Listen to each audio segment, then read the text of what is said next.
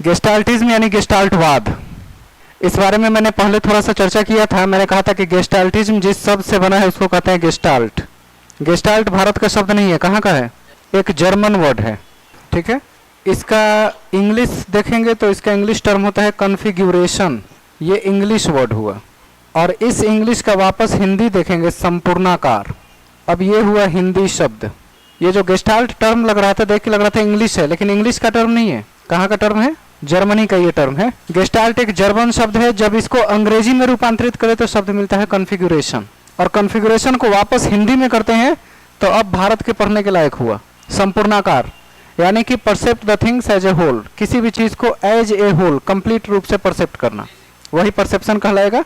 तो हम इसे कहेंगे संपूर्णाकार, इसमें कोई भी अंक छूटे नहीं, संपूर्ण रूप से उसकी चर्चा करें तो ये गेस्टाल्ट कहलाती है। कोई दिक्कत? गेस्टाल्टवाद की शुरुआत कहाँ से मानी जाती है? 1912 जर्मनी। अब जानेंगे इनके प्रोपाउंडर्स के बारे में। प्रोपाउंडर का मतलब होता है स्थापनाकर्ता।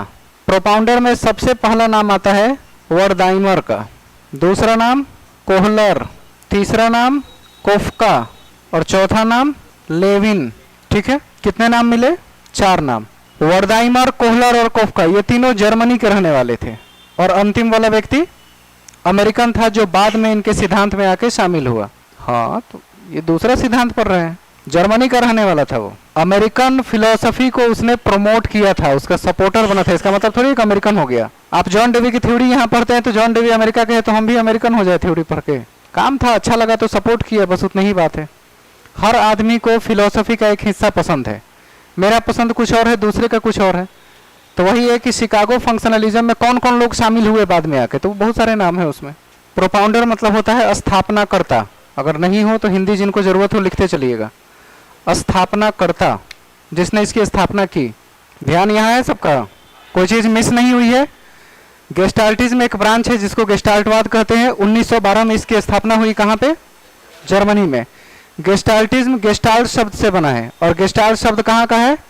एक जर्मन वर्ड है। गेस्टाल्ट को जब इंग्लिश में कन्वर्ट करेंगे तो क्या शब्द मिलेगा? कॉन्फ़िगरेशन, ये अंग्रेजी वर्ड हुआ। अब इस इंग्लिश को हिंदी में जब तोड़ेंगे तो क्या प्राप्त होगा? संपूर्णाकार, ये हिंदी शब्द हुआ। मतलब गेस्टाल्ट को इनडायरेक्टली हम कहेंगे ये संपूर्णाकार को प्रेजेंट करता है, और संपूर्णाकार का यहाँ मतलब है percept the thing as a whole. Percept the things as a whole, चीजों को संपूर्ण रूप में देखना और समझना, यही परसेप्शन की बात करते हैं। तब हम किसी चीज को गेस्टाल्ट की श्रेणी में लाते हैं। अब इसके प्रोपाउंडर में आपको नाम बताएं। अक्सर पूछा जाता है कि गेस्टाल्टवाद की स्थापना किसने किया? वर्दाइमर। भले ही इसमें सबसे प्रमुख रहे कोहलर, लेकिन अगर स्थापनाकर्ता का नाम पूछा जाए तो उसमें वर्दाइमर या वर्थीमर, दोनों में से कुछ लिखा गया होगा हिंदी में, दोनों चलेगा। प्रोपाउंडर में यही पहला नाम है। इनके शिष्य के रूप में कोहलर काम करते थे। जैसे वर्दाइमर का दिन समाप्त हुआ, कोहलर टॉप पे आ गए, और कोहलर जब टॉप पे आ गए तो कोहलर, कोफ्का, लेविन ये 3 लोगों ने मिलकर इस सिद्धांत को पूरी दुनिया में फैलाने का काम किया, जिसमें कोहलर का एक रिसर्च है इनसाइट थ्योरी, सुना होगा बीएड में।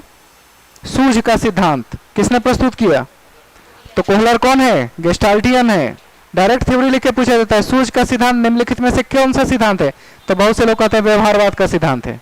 गेस्टाल्टियन है वो गेस्टाल्ट नाम के ब्रांच से निकला हुआ सिद्धांत है, उसको बिहेवियरिस्ट में नहीं लाएंगे।